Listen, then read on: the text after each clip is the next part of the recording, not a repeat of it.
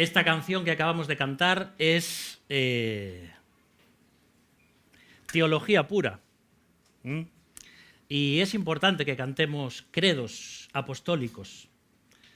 De hecho, es lo que hace que manifestemos lo que creemos. No cualquiera puede cantar, creo en el Dios Padre, en el Dios Hijo, en Dios el Espíritu Santo. Estamos cantando verdades teológicas de la palabra de Dios. Y cuando hay personas que hacen canciones así, que cogen o toman parte de la Biblia y le ponen música, eso nos ayuda a nosotros a expresar lo que creemos. Hay muchas religiones y sectas hoy en el mundo que no creen que Jesucristo es Dios. Y si no creemos eso, apague y vámonos. Aunque aquí sería muy difícil porque hay que apagar un montón de cosas. Bueno, hoy se celebra en Moaña, ¿sabéis qué? El entierro de la sardina. Bueno, la verdad es que ya en los últimos años cada vez hay menos sardinas, ya no se disfruta tanto con ese pan de maíz ahí, con la grasita de la sardina, cada vez hay menos sardinas.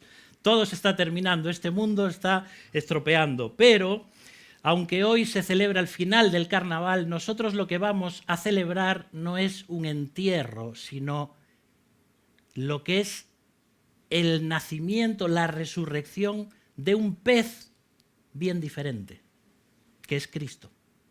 Sabéis que ese símbolo del cristiano, que es el pez, que en griego se dice ichthys, pues cada una de esas 5 letras en griego lo usaron para decir Jesús, Cristo, Hijo de Dios Salvador. Entonces, cuando ellos veían el pez, esa palabra en forma de acróstico, a ellos les decía todo eso. Alguien muy creativo ahí en la iglesia primitiva que hizo algo así. Y hoy lo que nosotros vamos a hacer como cristianos es eso, no enterrar a una sardina, sino que vamos a celebrar la resurrección de Jesucristo. El domingo pasado dejamos a Jesús en la tumba, pero él no se quedó ahí. Entonces, hoy vamos a ver qué es lo que sucedió. Y tenéis que recordar que en aquellos momentos, cuando moría alguien crucificado, el cuerpo iba a quedar allí colgado posiblemente varios días. Y de hecho, cuando viene José de Arimatea y dice la Biblia que con mucha valentía y arrojo le pidió a Pilato el cuerpo de Jesús. Eso no se le habría ocurrido a nadie, porque no te iban a dar el cuerpo de un crucificado. Ahora, José de Arimatea era un miembro muy importante del Sanedrín, del concilio judío. Y él, junto con Nicodemo, fíjate, los 2 miembros de un concilio que fueron los que dijeron que Jesús tenía que morir crucificado, pero ellos 2 no estaban de acuerdo con esto. Fueron los que fueron a pedir el cuerpo de Jesús. Y Pilato, después de que habla con el centurión y entonces sí da fe de que Jesús había muerto, es que le entrega el cuerpo, pero eso no era normal. Lo normal era que estuvieran en la cruz y luego pasaban a una fosa común, porque realmente aquello, lo que quedaba en la cruz era un cuerpo completamente desfigurado. Así que a Jesús dice que ahí, como quedaba poco tiempo ya, fíjate que Jesús, ¿a qué hora moría? A las 3 de la tarde, ¿verdad? ¿Y cuánto tiempo tuvieron para ponerlo ahí? 3, 4 horas. Entre que iban a pedir el cuerpo, entre que preparaban que lo iban a envolver así rápidamente, aunque si ves otros evangelios vas a ver cómo Nicodemo también traía especias aromáticas, 45 kilos de especias aromáticas para poner, para envolverlo, pero no fue algo hecho con mucha tranquilidad, sino que fue apresuradamente. Por eso las mujeres van el domingo a terminar de hacer la labor. Así que ahí encontramos a Jesús en la tumba, porque llegaba el sábado y tenían que guardar el reposo. Por eso que algunos dicen, no, Jesús no estuvo 3 días en la cruz. No, es que Jesús no estuvo 3 días en la tumba. No dice eso la Biblia. La Biblia dice que resucitó al 3er día. Es decir, encontramos ahí a Jesús ya el viernes, encontramos que comienza el sábado, ya es el segundo día, y encontramos que en la madrugada del domingo es cuando resucita, al tercer día. Ahora, si queréis que hagamos una armonía de los evangelios, porque lógicamente aquí en Marcos 16, que además le hemos titulado un evento inesperado, luego voy a explicar por qué, podemos ver en esa armonía que lo primero que sucede en la resurrección de Jesús es que un ángel remueve la piedra, se sienta sobre ella y los guardias que estaban allí quedan completamente aterrorizados. ¿Te imaginas ver un ángel? Qué importante el ministerio de los ángeles. En mucho de lo que tiene que ver con la vida de Jesús, desde su nacimiento hasta su resurrección, siempre hay ángeles, anunciando, ayudando, saliendo, muchas de estas cosas. Y ahora, después de que este ángel viene, remueve la piedra, los soldados están casi muertos de miedo, literalmente, es cuando sucede esto de Marcos 16:1. Podemos leerlo ahí. Dice: cuando pasó el día de reposo, María Magdalena, María la madre de Jacobo y Salomé compraron especias aromáticas para ir a ungirle. Y muy de mañana, el primer día de la semana, vinieron al sepulcro ya salido el sol. Pero decían entre sí: ¿quién nos removerá la piedra de la entrada del sepulcro?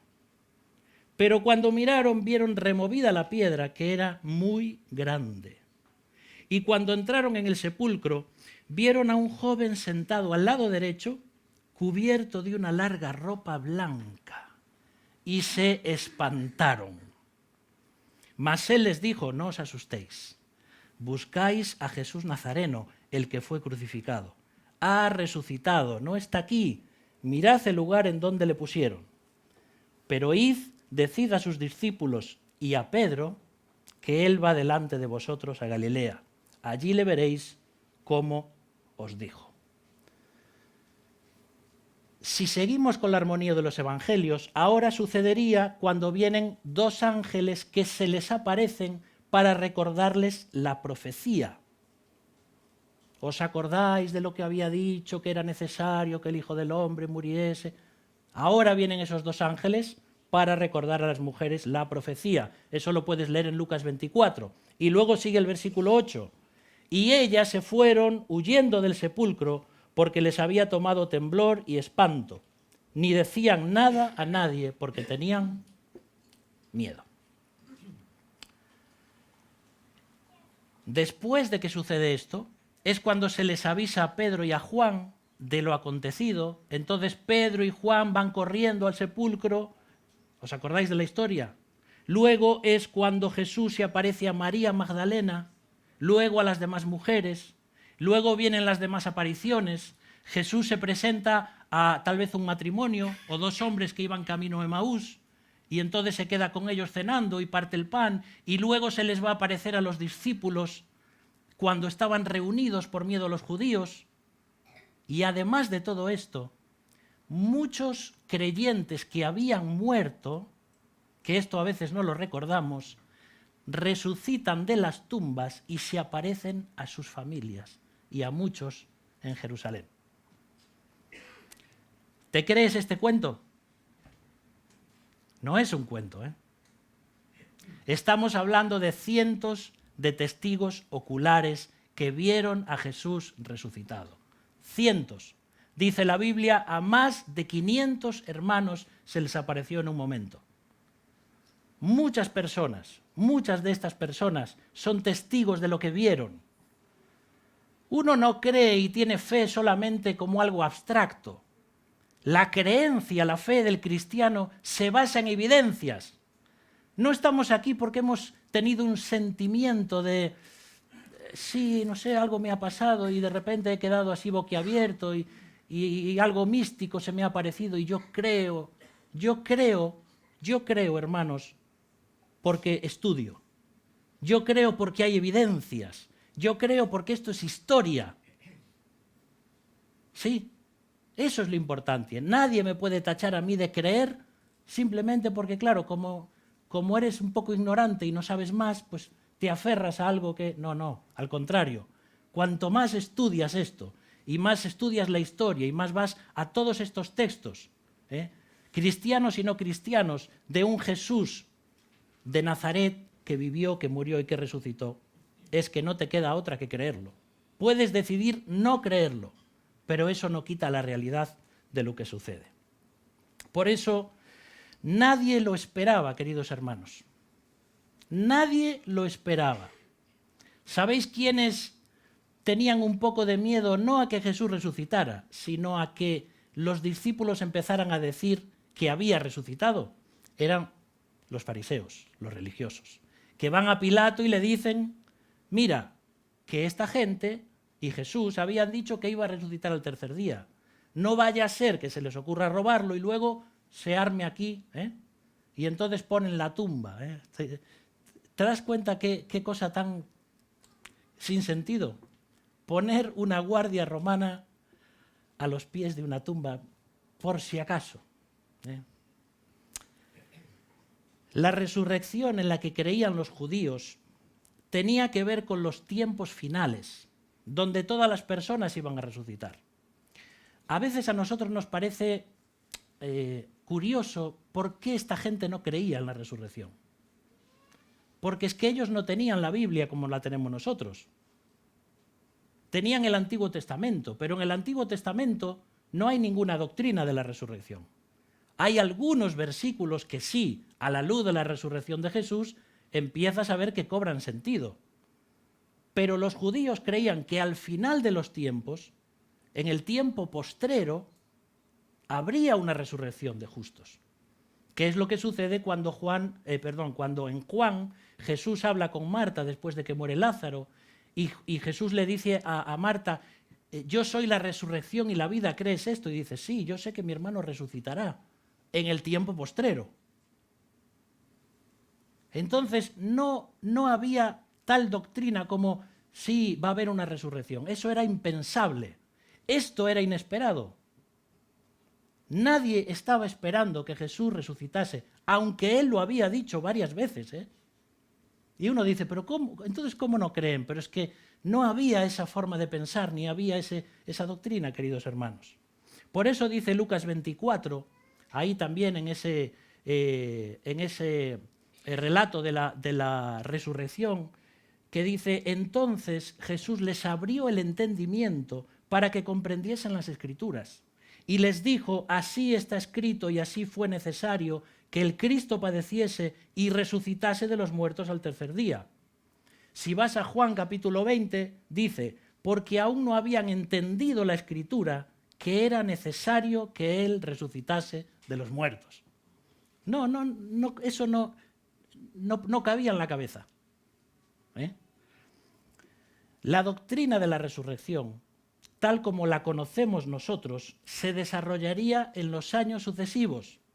Cuando luego viene el Espíritu Santo en Hechos capítulo 2 y capacita a los apóstoles para ir recordándoles todo lo que Jesús había dicho, y ellos empiezan a ver y a contrastar los textos del Antiguo Testamento, y todo empieza a encajar como un puzzle, y se empiezan a dar cuenta de que sí, estaba todo preparado para que Jesús resucitara. Pero eso es algo que el Espíritu Santo iba a hacer. Y entonces empezarían a escribir el Nuevo Testamento.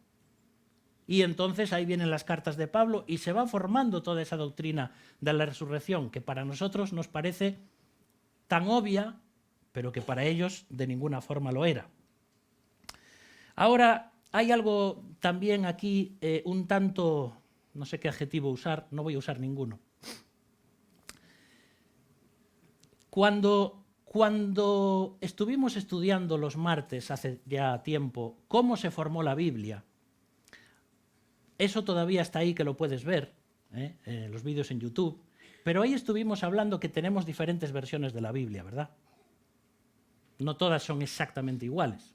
Y estuvimos viendo cómo tenemos diferentes manuscritos, unos más antiguos, otros menos antiguos. Hay unos 5.000 manuscritos diferentes de la palabra de Dios. El original ya sabéis que no está. Pero, ¿qué pasa con todo eso de los manuscritos?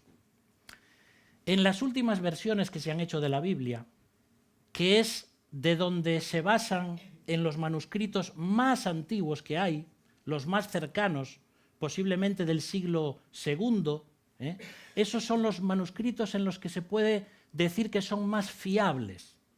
Bueno, en esos manuscritos, Juan 16 termina en el versículo 8. Perdón, en Marcos 16 termina en el versículo 8. Es decir, que los otros versículos son añadidos de algún copista o de algún escriba. Tranquilos, todos estos versículos que aparecen aquí no tienen por qué estar en Marcos porque ya están en los otros evangelios. No es que le estamos quitando cosas a la Biblia, es que tenemos que saber, con el estudio de la Biblia, hasta dónde llega, sí o dónde no termina. Claro, ¿qué pasa con esto? Cuando uno ve que el Evangelio de Marcos termina ahí y ellas se fueron huyendo del sepulcro con temblor y espanto y no decían nada a nadie porque tenían miedo, los escribas y los copistas dijeron que esto no puede terminar así. Entonces, añadieron un poquito para que termine un poco más grande la historia. Pero lo que quiso Marcos es usar un recurso literario para dejar flotando ese versículo ahí para los lectores, para que ellos decidan qué van a hacer con eso. ¿Y yo me voy a quedar asustado? ¿Creo realmente en esto? ¿Voy a hablar a otros de esto o no? Es un recurso literario, ¿vale? Por eso os digo, el tema del estudio bíblico, recordad, la Biblia en español no se nos cayó del cielo, sino que fue un proceso. Y así como tenemos diferentes versiones en las que todas ellas perfectamente puedes confiar, vas a ver, por ejemplo, cómo en las versiones más que se llaman de equivalencia dinámica, que se entienden mejor, ya todas terminan en Marcos 16:8. Y si no, te aparece entre corchetes los versículos 9 al último, porque ahí te explica el porqué. Lo dejan, pero te explican que no aparece en los mejores manuscritos. ¿Vale? Si tienes la nueva versión internacional, la traducción en lenguaje actual, la Biblia textual, Dios habla hoy, todas estas versiones ya no figura estos versículos. Vale, es simplemente algo que tenemos que saber. Vale, y debido a esto, y a que tampoco tenemos mucho tiempo en esta mañana, pues lo que vamos a hacer es ceñirnos a los versículos de Marcos 16, del 1 al 8. ¿Vale?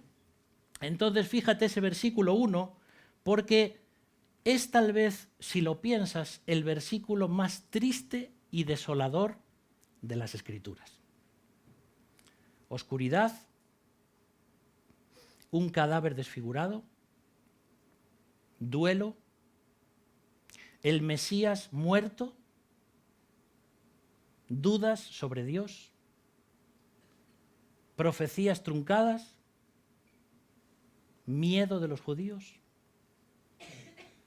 Muy triste cómo empieza eso. ¿Y qué importancia las mujeres en el ministerio de Jesús? Y ahí encontramos a 3 mujeres.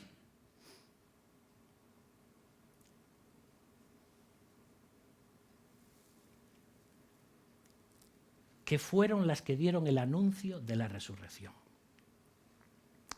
Así que ves ahí como el versículo 2, muy de mañana, muy temprano, dice que van al sepulcro.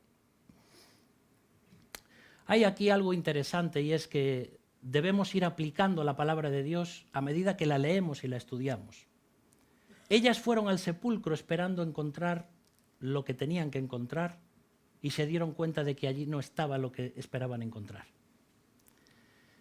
Haríamos bien en hacer esto nosotros todos los días también o todos los domingos. Recordar que Jesús ya no está en la tumba. Jesús no está allí, sino que ha resucitado. Pero fíjate esa preocupación de las mujeres. Mientras ellas estaban yendo con esas especias aromáticas para terminar de arreglar el cuerpo de Jesús, su preocupación era: chicas, pero cuando lleguemos, ¿cómo vamos a hacer con la piedra? Porque no era una piedra, era una roca de cientos de kilos. No podían 3 mujeres, por mucho empoderamiento que tuviesen, mover aquella roca. Y 3 hombres, pesaba mucho, ¿eh? Menos mal que se rodaba. Entonces empujabas y con fuerza podías... La roca era más o menos circular y tenía en la base como una especie de surco por el que tú podías moverla y empujarla. Estuvimos allí, en Israel, ¿verdad? Los que habéis podido estar allí, hemos visto exactamente esa puerta. Esa puerta es una foto exacta de la tumba de Jesús, donde creemos que Jesús fue enterrado y fue sepultado, y donde resucitó. Y ahí puedes ver todo eso. Yo entré ahí adentro y vi que Jesús no estaba. Y dirá, bueno, puedes entrar en muchas tumbas y no está ahí. Es que no nos basamos solo en una tumba vacía, nos basamos en las evidencias de todas esas cosas.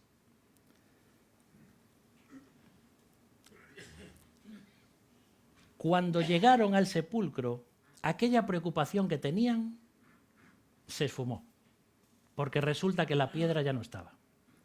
Mira, aquí aprendemos cosas importantes sobre la ansiedad, ¿sabes? No sobre la ansiedad como una enfermedad patológica, ¿vale? Porque ahora tenemos que aprender a definir cada vez que hablamos de algo, hacerlo bien. Y ni siquiera yo tal vez esté capacitado para eso. Pero una cosa es la ansiedad como una enfermedad que necesita un tratamiento, y otra cosa es cuando en la Biblia nos habla de ansiedad, de estar preocupados por el futuro, de dejar las cosas en manos de Dios y de descansar en el Señor. ¿Sí? Y aquí está hablando de cuando uno está preocupado por el futuro, cuando uno está diciendo, ¿cómo voy a hacer para la semana que viene con ese asunto?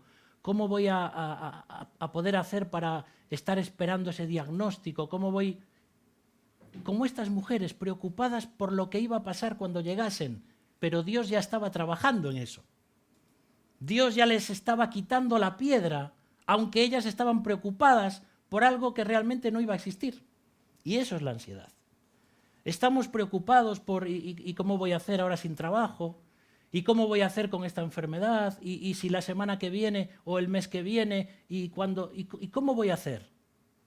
Y es que Dios no me da las fuerzas para enfrentar los momentos del futuro, porque no existen. Me da las fuerzas cuando llega el momento. Y a lo mejor cuando llegue el momento diré, ¿para qué estuve tan preocupado? Tú mira, si ya no está la piedra. Bueno, Dios hace milagros a veces, pero otras veces no los hace. Pero nos da la fuerza para enfrentar la falta de sus milagros. La piedra dice ahí que era muy grande, muy grande. Te pregunto en esta mañana, ¿cuál es la piedra que te impide creer en Jesús?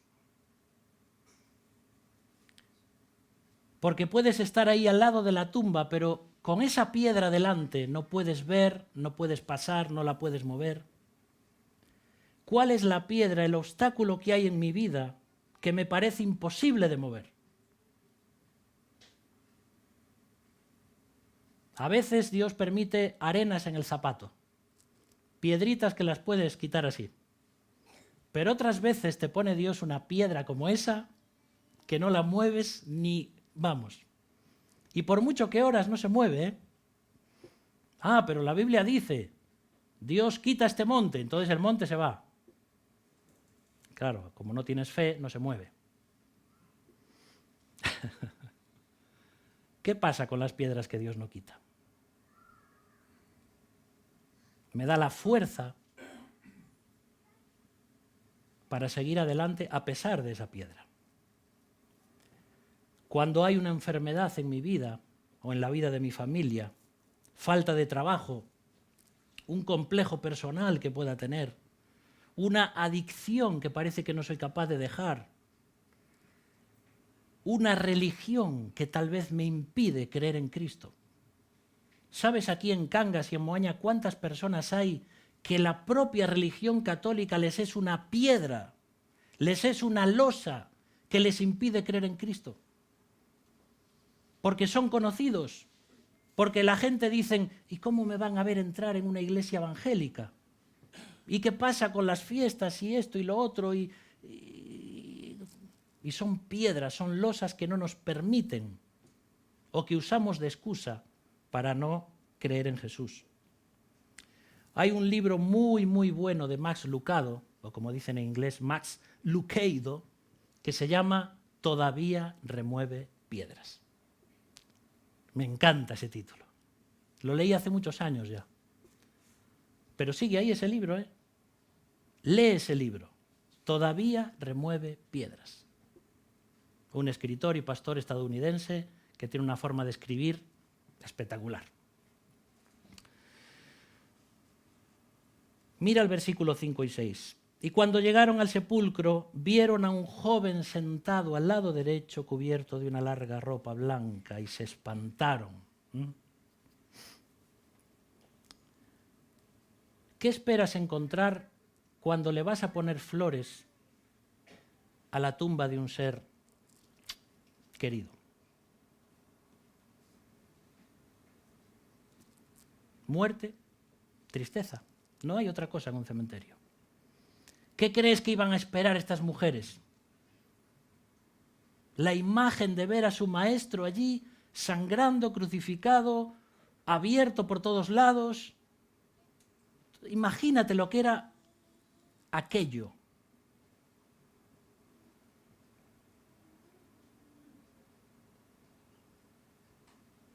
Y ellas van esperando que intentar proteger y preservar ese cadáver lo mejor posible, porque era el maestro. ¿Y cuál es su sorpresa cuando se encuentran con un ángel? Un ángel.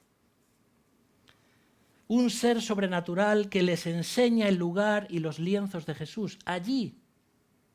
Ellas sabían que estaba en aquel lugar. Porque cuando ves ahí el relato anterior, ellas ven que tanto Nicodemo como José de Arimatea lo ponen en aquel sepulcro. Y ellas van allí y ven eso. Y van allí esperando encontrarle y no está. Y solo estaban los lienzos. Si lees en otro pasaje vas a encontrar cómo el mismo ángel que trae juicio para los soldados, trae consuelo para las mujeres. Porque dice, no temáis vosotras. Ahora, los soldados estaban allí casi medio muertos. Pero él les dice a las mujeres, vosotras no temáis. No se lo dice a los soldados. Porque el Evangelio, la resurrección de Cristo para unos trae juicio. Para los que no creen es miedo, es temor, es la ira de Dios que viene. Pero para el cristiano es consuelo. No temáis es una de las frases que más se repite en la Biblia. Porque Dios sabe que lo que más necesitamos los seres humanos es que alguien nos diga, no te preocupes, no tengas miedo, no temas, confía. Y miras el encargo del ángel en el versículo 7. Pero ahora vosotras id y decid a sus discípulos y a Pedro esta noticia de la resurrección. Estas mujeres serían las primeras en proclamar la resurrección de Jesús. Tú sabes que el testimonio de una mujer en aquella época tristemente no valía nada. Y uno se pregunta por qué los evangelistas prefirieron poner la verdad a pesar de que lo que ellos escribían iba a ser menos creíble. Pero ellos pusieron la verdad. No les importó el tema apologético de decir, bueno, van a decir que eso fueron cosas de mujeres, cuentos de mujeres. No importa. Esa fue la verdad. Y el Evangelio de la resurrección de Cristo se pone en boca de mujeres. Mujeres que lo proclaman, mujeres que lo vivieron en su vida, mujeres que fueron realmente, hicieron un trabajo, tanto en la vida del ministerio de Jesús, como luego en su muerte, en su resurrección, y todo lo que vendría en el libro de Hechos. Mujeres predicando, mujeres sirviendo, mujeres en el equipo evangelístico del apóstol Pablo, mujeres que estaban en la iglesia también como diaconisas. Es decir, el tema de la mujer es un tema muy, pero muy importante. Ya no es para poder tratar en esta mañana. Pero fíjate ese versículo, dice, decidle a los discípulos, pero también a Pedro. Y ya sabes lo que había pasado con Pedro. Cuando Pedro niega a Jesús y por tercera vez, y entonces canta el gallo, y dice que Pedro salió fuera y lloró un poco, ¿verdad? Lloró, amargamente lloró. Porque él lo había dicho en serio: Señor, yo no te voy a fallar. Pero llegó el momento y se comportó como un mundano. Y cuando aquella mujer le dice: tú eres de los de ellos, ¿eh? Y entonces Pedro, después de que varias veces no le creía, empezó a usar palabrotas para decir, ¿ves? Como no soy de ellos. Pero cuando Jesús se da la vuelta y lo ve, ¡ah! ¡Qué dolor! Entonces Pedro tenía que saber que había perdón para él también y que iba a haber restauración. Y de hecho Jesús luego va a hablar con él en la playa y va a decirle si le ama, si ya conoces la historia. ¿Te sientes como Pedro? ¿Has negado al Señor en algún sentido? ¿Dices que crees en Jesús, pero a veces te comportas como un mundano? También hay perdón para ti y para mí. Él va delante de vosotros, dice el ángel. Y esto es en todos los sentidos, porque Jesús es nuestro precursor, las primicias de la resurrección, el que nos dejó ejemplo para seguir sus pisadas. Y fíjate cómo termina el Evangelio de Marcos, versículo 8. Las mujeres asustadas huyendo del sepulcro y sin decir nada a nadie. Aquí no hay victoria. Pero es que ese es el recurso. Ese es el recurso. La noticia de la resurrección era demasiado bonita como para que fuese cierta. Ahora, ¿creo de verdad que Jesús resucitó?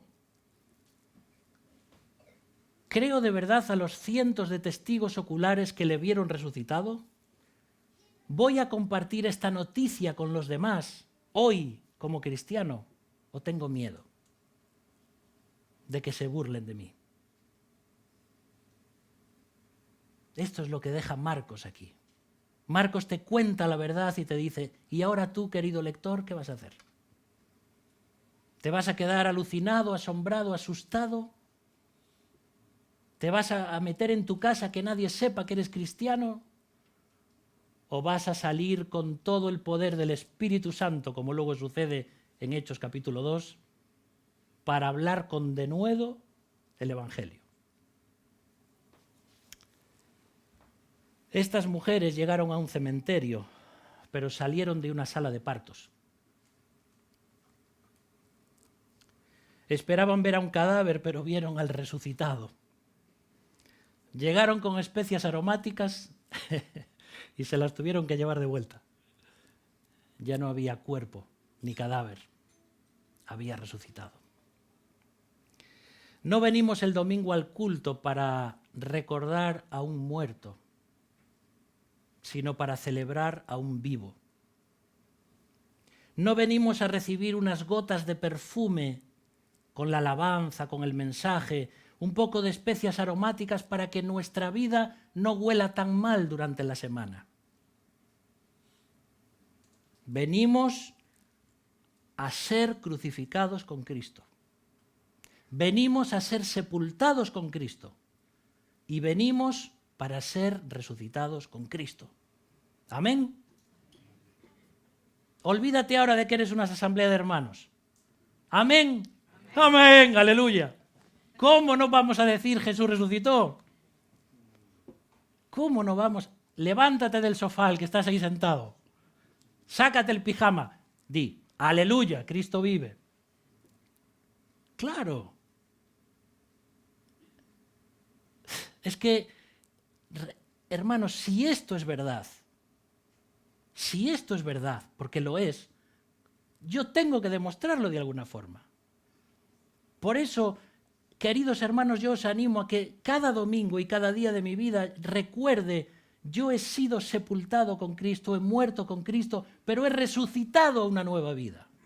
Es verdad que todavía tengo un cuerpo de muerte, todavía tengo pecado en mi vida, todavía lucho con problemas, todavía no tengo un cuerpo glorificado, pero tengo que vivir de acuerdo a mi posición en Cristo.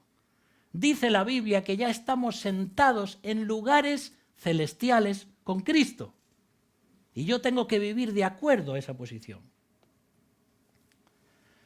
Hay un escritor cristiano que se llama Anthony Hoekema, o algo así se debe pronunciar esto. Y dice, el mensaje fundamental de la Escritura sobre el futuro del hombre es la resurrección del cuerpo. Porque cuando haya resurrección del cuerpo, queridos hermanos, como hubo con Cristo, el primero en resucitar, ahora nos falta a nosotros. Y cuando Cristo venga, primero resucitarán todos los que han creído en Cristo, con cuerpos transformados, y después nosotros. Y cuando tú tengas un cuerpo transformado, todo este mundo quedará atrás. Y las lágrimas, los duelos, las muertes, las enfermedades, las injusticias, todo eso se irá. Y esta es la esperanza que tenemos. Por eso, queridos hermanos, un evento inesperado como este ha cambiado la historia del universo.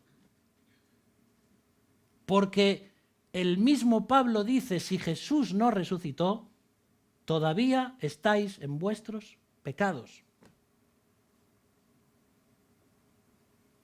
Pero si Jesús resucitó, tenemos perdón de pecados. Y esto es lo hermoso. Y yo te animo en esta mañana también a que pienses en esto. Puede ser que estés escuchando esto y todavía no tengas a Cristo en tu vida. Es el momento de decir, quiero liberarme de esta piedra, de remover esta piedra de pecado que tengo en mi vida. Quiero ver a Cristo Jesús, quiero verle resucitado en mi vida, quiero pedirle que saque de mí toda la basura que hay en mi vida. Y es el momento de pedirle perdón a Cristo. ¿Crees esto? Vamos a orar. Gracias, Padre, en esta mañana por tu palabra, Señor. Gracias por estos escritos históricos, por estas evidencias, por estos testigos. ¿Cómo no vamos a creer en esto, Señor? ¿Cómo nos hace falta mucha más fe para creer lo contrario, Señor? Creemos en evidencias, creemos en Dios el Padre, creemos en Dios el Hijo, creemos en Dios el Espíritu Santo. Creemos en la Iglesia que tú has creado. Te pido, Señor, en esta mañana que este espíritu de resurrección pueda contagiarnos en esta mañana. Que aunque no saltemos de nuestras sillas de alegría, podamos sentir en nuestro corazón el gozo de la victoria, el gozo de saber que Cristo venció a la muerte y que como Él resucitó, nosotros también resucitaremos. Y que un día como esposa de Cristo estaremos allí para estar en esas nupcias. Un misterio, Señor, para nosotros. Pero todo ha sido por amor.